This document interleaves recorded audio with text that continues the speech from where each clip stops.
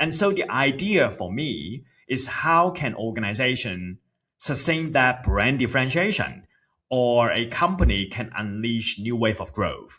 And if you ask me fundamentally what makes an organization can prosper in that changing world and still relevant in 2026 is scaling up new capabilities. You have to polish what you're great at because that's money now, but you also have to stack up the new capability while you have the time. So it's perform and transform at the same time. It's not either or. Versus average company I've seen or the mediocre organization, they end up going through crisis after crisis. Is that when time is good, they all think about moonshot, new venture, the next magic bullet. The moment that recession hit, revenue hit a snag, then they just go back to the core and forget about everything else. And that lack of discipline is never getting an organization becoming healthy. Because to master new skill, to scale up new capabilities, require habit quarter after quarter, year after year. Hello and welcome to Franklin Covey on Leadership. I'm your host, Will Hodeling. Today's guest is Dr. Howard Yu. Dr. Yu is the Lego Professor of Management and the Director of the Center for Future Readiness at IMD Business School. He's the author of the best-selling book, Leap: How to Thrive in a World Where Everything Can Be Copied, which was named a Best Strategy Book of 2018. He was named by Poets and Quants as one of the top 40 business school professors under the age of 40, and his writing is featured regularly in the Harvard Business Review, MIT Sloan Management Review, Forbes, and more. In today's conversation, we'll talk about how to build a future-ready company, the lessons from Leap that business leaders can apply in their day-to-day, the increasing advancements in AI and the race between the US and China, and we'll even talk about his favorite Friends character and why. Dr. Howard Yu, welcome to Franklin Covey on Leadership. Great to be here. Thank you, Will. Wonderful. So we have one thing in common, which is a shared affinity for Clayton Christensen. I'm sure we have many other things in common, but that's definitely one of them. So I know that you were at HBS, Harvard Business School, getting your doctorate, and you've said that Clayton Christensen was part of the inspiration for you deciding to go into this field. Clayton Christensen was actually on the board of Franklin Covey many, many years ago, and now one of his proteges, Dr. Derek Van Beaver, is on our board today. So I would love to start with, what is a lesson from Clayton Christensen that you loved and that you think every business leader should know? I mean, I remember when I first arrived at HBS, you sort of heard about the theory of disruptive innovation, but sitting in his doctoral seminar and just doing research and applying really got me understood a lot of the time company fails. And as a matter of fact, executives or individuals fail not because we lack the foresight, but is the everyday discipline or the everyday habits that get us trapped from the knowing and doing gap. It's like we know what is coming. Kodak wasn't blind. Blockbuster wasn't blind to change. But it's that massive knowing and doing gap which distinguish great company versus the mediocre or the unlucky one that disappear. Why do you think there's such a big knowing doing gap? How can companies avoid it? I mean, I think one thing is to have this idea of perfect foresight. But quite honestly, even Nvidia today, they would admit they have no idea that AI could have taken off 7 years ago. And so the reality is successful companies are the one who are able to step into the right direction at the critical juncture to do the right things. Versus company that failed is that they end up being very busy doing the urgent stuff, but ultimately that's not important. So I guess at the individual level, it really requires stepping back and remind ourselves what truly matter. At the company level, are we doing innovation for the purpose of theater? Or are we training up and scaling up new capability for a company to stay relevant? That's the distinction. Hmm. Well, it seems like we now have two things in common as you talk about the importance of the important and urgent framework, the Franklin Covey time matrix. This is Dr. Stephen Covey's habit 3, put first things first. And so absolutely agree. It's really important to focus on innovation in a real way and not just as innovation theater. Speaking of innovation, you wrote a book in 2018, The Leap, that really took off. And I think a lot of the ideas captivated business leaders. So for those who are listening who have not listened or read to it, could you just briefly summarize what was The Leap about? I mean, I wrote The Leap back then. It was about how do you prosper in a world when everything can be copied. It was at the time that a lot of companies facing pressure from low cost competition or the sort of idea, oh, the competitive landscape is changing. Yeah, your core customers still stay with you, but you're seeing around the corner, the fringe, the low end market are fleeting away to alternative. And so the idea for me is how can organization sustain that brand differentiation or a company can unleash new wave of growth. And if you ask me fundamentally what makes an organization can prosper in that changing world and still relevant in 2026 is scaling up new capabilities. You have to polish what you're great at because that's money now, but you also have to stack up the new capability while you have the time. So it's perform and transform at the same time. It's not either or. Versus average company I've seen or the mediocre organization, they end up going through crisis after crisis. Is that when time is good, they all think about moonshot, new venture, the next magic bullet. The moment that recession hit, revenue hit a snag, then they just go back to the core and forget about everything else. And that lack of discipline is never getting an organization becoming healthy. Because to master new skill, to scale up new capabilities, require habit quarter after quarter, year after year. So that is the whole idea that in order to leap, it requires a lot of persistent incremental steps. But it does require leaders and organizations to step out and zoom out to have a shared viewpoint. It's interesting. I think about the leap and the need to build new products amid kind of lower end copycats. And I think about some of our most iconic American companies right now.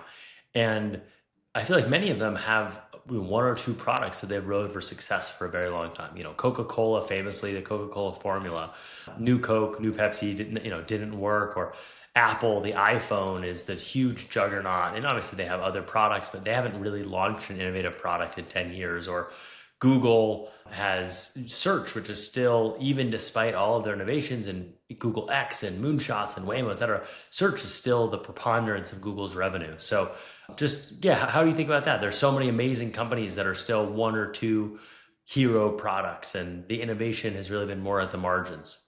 That's right. And what is interesting you see is over time, organization does and must reinvent itself. I mean, lately, of course, you're looking at Google, right, versus Matter, which is a very interesting illustration. Because you remember 2 years ago when generative AI is all in full rage already, kind of the general street consensus and analysts would say, oh, Meta is going to win this game because they could deploy generative AI immediately into Instagram and all of these ads is going to be great versus for Google is going to cannibalize their search engine. Now, fast forward 2 years later today, you're looking at revenue growth, profit growth, share price growth, all kinds of measurement around generative AI as well. Google actually flipped the script. They are pulling ahead against Meta. And so it is a lesson learned, two things coming in, right? First is executive must be able to take in brutal fact. Meanwhile, maintaining faith that we could turn it around. And Google did some hard choices. They restructured the AI lab. They stopped looking for silver bullet and they deploy AI in a way that gives them competitive advantage because after all, Google have Google Sheet, Google Map, Gmail, YouTube, search engine. When you bring people work together, and then explore those white space within the reach of your empire. That's the competitive advantage. Versus if you're looking at Matter as an outsider, It's almost like they snatch one big moonshot after the next, right? They open a new lab, they let go of the old lab, talent flat, and so is one thing after the other without discipline.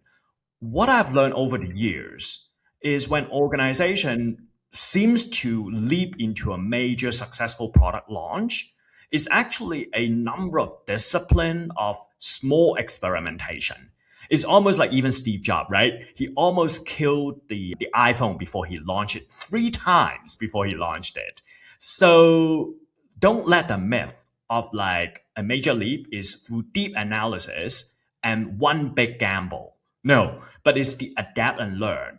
Take in the previous failure, Google failed earlier on in this like generative AI foray, regroup itself, streamline, and be focused on what is my current asset with the new capability can deliver competitive punch in the marketplace versus a sort of like, oh, we're on a burning platform. Let's move to this brave new world. That unfortunately rarely worked out.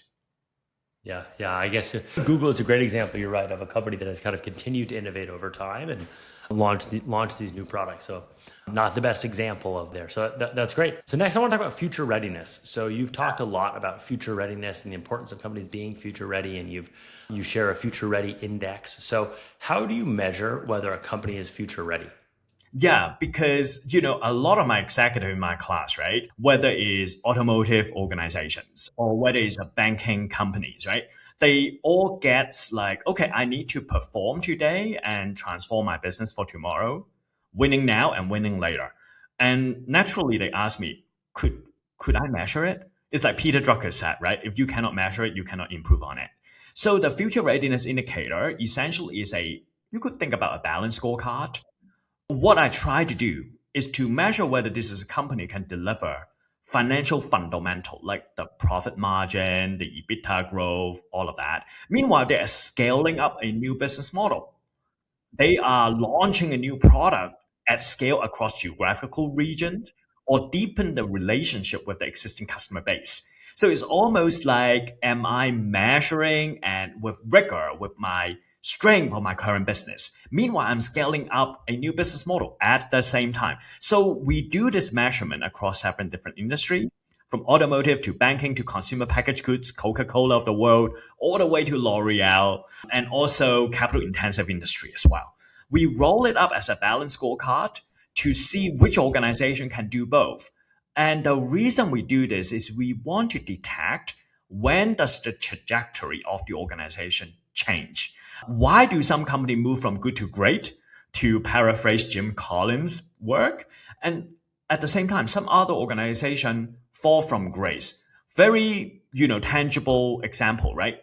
Everyone worry about Temu and Shein and e-commerce. But in fashion industry, what I've been tracking is you're looking at Zara from revenue growth, profit growth, margin growth. They are just on fire. Whistle and bells. Everything's working. Meanwhile, you're looking at H&M. They get stuck.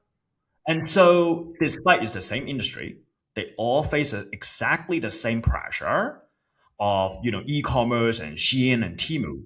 One from good to great, the other one sort of gets stagnate. And then, of course, there are organizations even fall from grace completely, right? So out of these, then we could distill some principle that we could share with executive. Hey, this is how you do perform and transform at the same time. Wow, you need to embrace radical transparency. Oh, by the way, you have to make yourself very easy to work with for your partner, for your customer, in order to win in the future. Um, on your Substack, so you have a wonderful Substack, 1 inch ahead. You talk about BYD, and I've seen BYD come up also in your future readiness and whatnot. BYD is a fascinating company. It's obviously grown tremendously, and it really started kind of reverse engineering, copying batteries from Motorola or whatnot, and then it's been accused of copying Tesla a lot since then. So, well, you talk a lot about innovation and you score BYD very high as a future-ready company, but a lot of its origins and roots are actually originally in kind of copying other innovation. So, as a entrance into a market or as an established player that's trying to innovate, how much should companies be thinking about copying versus building net new? Yeah, so this is a great example because it does illustrate future readiness is always work in progress. I mean, BYD wasn't that great until probably my tracking is 8 years ago. You start to see things getting improved over time. So as Tesla, right? Tesla until 2017, for the longest time, it was sort of an experiment. It's only by the time the Gigafactory in Shanghai opened and the California manufacturing base in Fremont stabilized, then they becoming more and more successful. So both cases are illustration that future readiness is almost like pushing a rock uphill. So for low-end competitor, oftentimes what they do, reverse engineering, like what you said, right? Starting from the low end, and which is BYD first wave of growth, they do rechargeable battery for feature phone at the time. Nokia, Motorola are the biggest client. Now, at one point, then their revenue growth stagnate. Margin is lower because too much competition. So just like any rational company would do, you search for the next wave of growth. They found it in electric scooters, e-bike, because the technology wasn't good enough. Stepping stone. The next stepping stone, buses. You don't need great design. What's the next stepping stone? Well, sort of subcompact car. And then finally, now they launched their sedan and the world fastest car, by the way, certified in Germany for the first time. It was a BYD, not Lamborghini, not Ferrari, certainly not a BMW. And so, in my mind, is that future readiness is something any companies can improve upon, but we've got to stay in focus. BYD wasn't doing random things along the way, right? They choose to go into buses and e-bike in order to stay in energy storage in a way. So is for us to figure out what is my stepping stone along the way to move up the value chain. Here's a troubling stat. 45% of CEOs are worried that their organizations won't be viable 10 years from now if they continue down their current path. That's from the Franklin Covey Insight Report, The Leadership Imperative, which takes a deep dive into what separates future-ready organizations from the ones that won't survive amid uncertainty. Learn to develop agile, innovative leaders as an essential part of your strategic growth and create clarity that scales across functions and markets. It's research-backed, practical, and built for real-world complexity. Grab your free copy from the show notes and start building the leadership capabilities that drive results today, not tomorrow. So I want to apply this future-ready concept and the kind of principles of future-ready close to home with Franklin Covey itself. So, we are a leadership company. We help thousands of companies around the world to improve their management, their teams, their organizational performance. How should Franklin Covey become more future-ready? So oftentimes I think one is to have this feeling of curiosity around the fringe. So, in a way is what are my customer are doing beyond my existing service offering? In a very related industry in executive education, is also us thinking about our audience, our executive, busy executives, right? Where do they get the information from? Know-how and knowledge and training and coaching. And from that angle, I think the true north is I want to stay relevant. No matter where the world is going to change, I've got to become part of that cultural phenomena. I learned that mostly because of my work with the Lego Group. Lego Group makes plastic bricks, but they are so determined to stay culturally relevant with kids staying cool. So that brings them into the whole segue into movies, for instance, games, for example. And today is like smart bricks where they launched in the last CES show. So I think for whether it's a coaching organization, a think tank, or a business school in general, is most importantly is to know your customer, but not just around how they interact with my core product, but how do they spend their time in finding alternative solution? And come what may, whatever happen, I've got to hang out with where they hang out so that we could try experiment, we could build that deeper relationship. And when you're staying relevant, there's no way you could not turn it into something productizable. Very interesting. So you can't have a conversation about future readiness today without discussing AI. And on your Substack, 1 Inch Ahead, you have a great post recently about AI. And so I want to talk about US and Chinese approach and sentiment towards AI. In your Substack, you talk about how in China, people are very excited about AI, and in the US, people are more anxious about it. And so I'm curious, maybe let's just start with that. Why is that? What did you learn? And then, we'll kind of go from there. Yeah, I mean, for me, visiting China is always an alien trip almost because I was born and raised in Hong Kong. So Hong Kong and mainland China always felt like there is a schism. And now that I'm living in Europe and spending almost 10 years in the US, but what struck me is every time when I leave Switzerland and go visit Shenzhen, right? You see the pace of change. You could feel it on the street. A new skyscraper coming up. The street is clean because most of the vehicle are electrified. It's quiet. I was surprised. Like in the morning, I could jog next to a highway. It doesn't smell. It was quiet. Even in Zurich or big city in Geneva, you can do that. And I think in the Chinese society, perhaps, is they could feel technological progress is not just captured by the elite themselves, the billionaire or the big tech giant alone, and they could feel the progress is trickled down into their everyday life. Electricity is cheap. 2 generations ago, they couldn't even put enough food on the table, and now it's abundant. So I think it's in that context, perhaps, that they are less fearful about AI as a labor displacement. And after all, right, billionaire in China, you still need to adhere to the whole notion of shared prosperity, whether you agree it or not. I certainly find it very strange. But if you are a working class individual, it might be a sense of comfort that AI is not going to displace me and render me into zero social security. I think that narrative is very different when I'm traveling to New York City, for instance, right? You take the subway, it wasn't exactly convenient to put it the least way, and a lot of anxiety is around the white collar job is gonna get wiped out. And curious enough, CEO would went out and celebrate that we stop hiring people. They would went out and tell Wall Street that all our existing knowledge worker are all at risk. We're gonna slash our cost and return profitability to our shareholders. Now, when CEO and media keep on telling these narratives, of course, the general sentiment in the US and the Western world becomes much more anxious. It's not about when AI hit us, what's going to happen. It's like who's going to rob me next, sort of feeling. And so I think the chart that you mentioned in the Substack is very real, and it came out from a global survey. And so the piece is really trying to understand underneath all that, what is going on?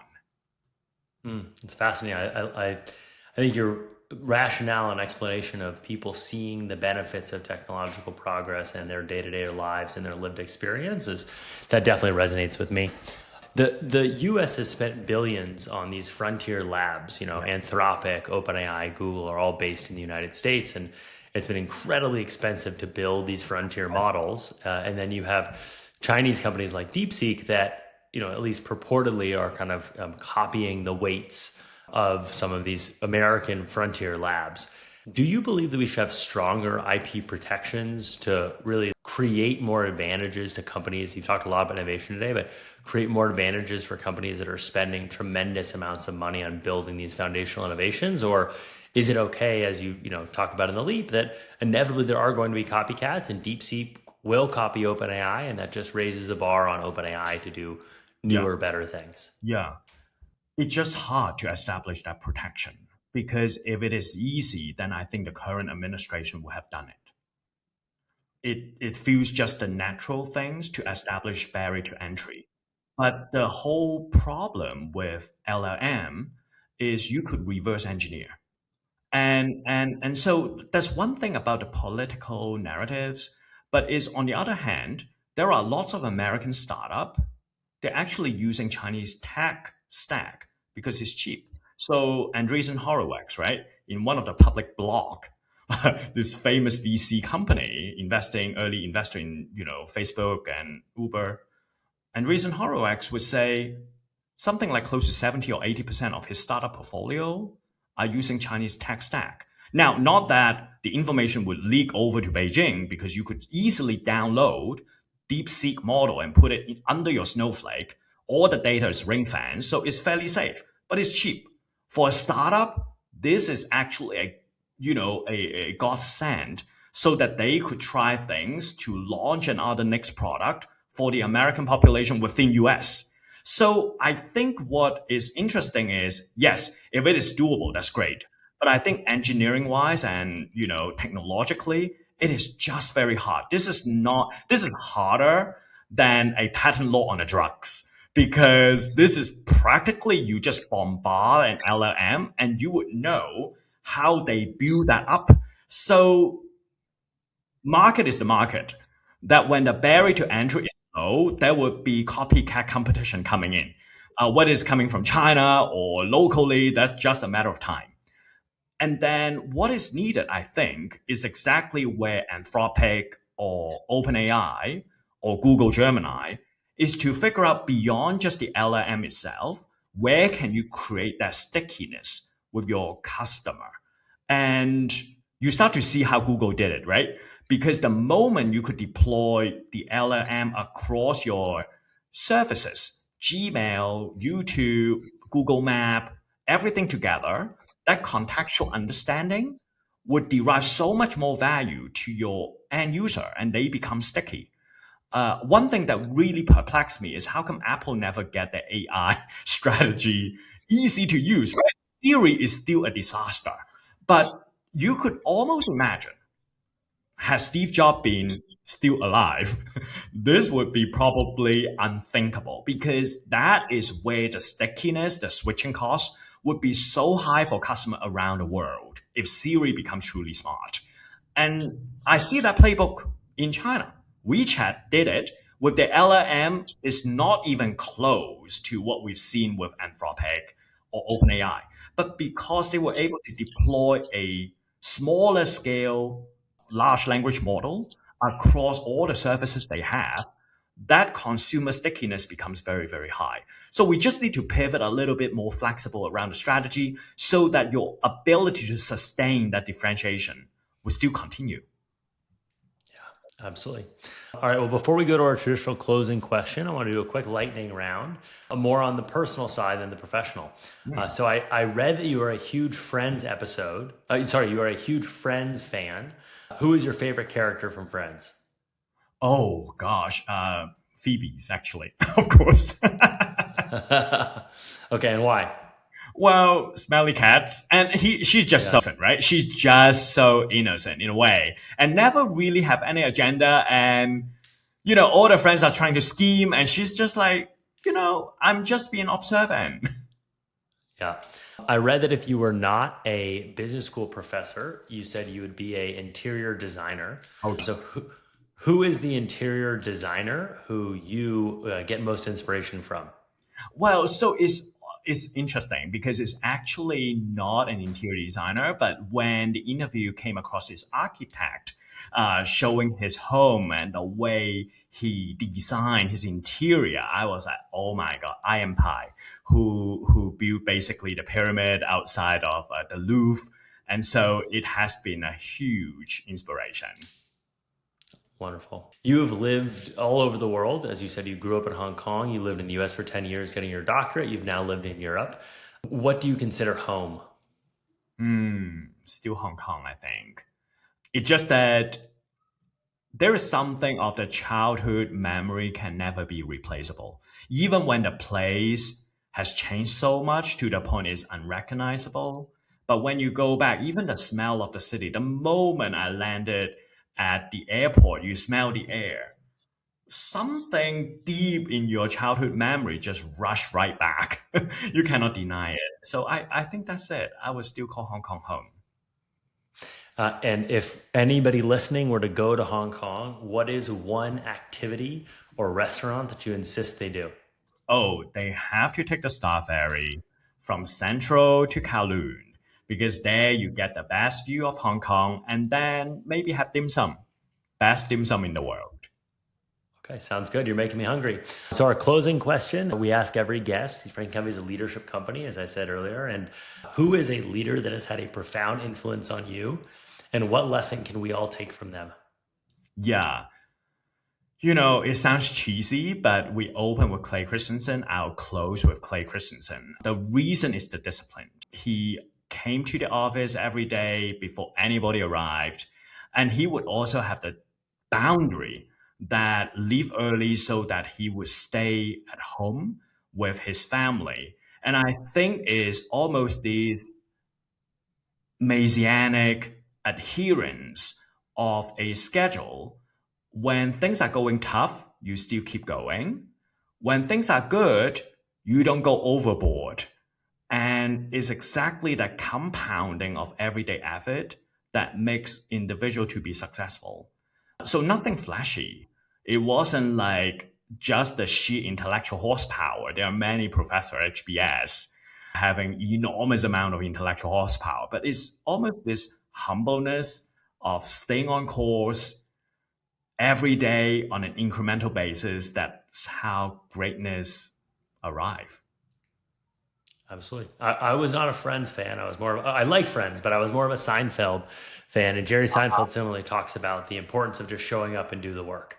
And that greatness is in the repetition of effort. So wonderful. Well, thank you so much for your time today. Thank you for joining, for sharing your insights. It was a fascinating conversation. And we hope that everybody listening can go subscribe to your Substack, 1 Inch Ahead. It's really excellent. A lot of great insights every couple of weeks. So thank you so much for the time and for all the insights you share. Thank you, Will. Wonderful. To all of our listeners, I hope you enjoyed today's conversation as much as I did. Please share it with one person that you think would find this conversation interesting, and hope you'll join us next week for another episode of Franklin Covey on Leadership.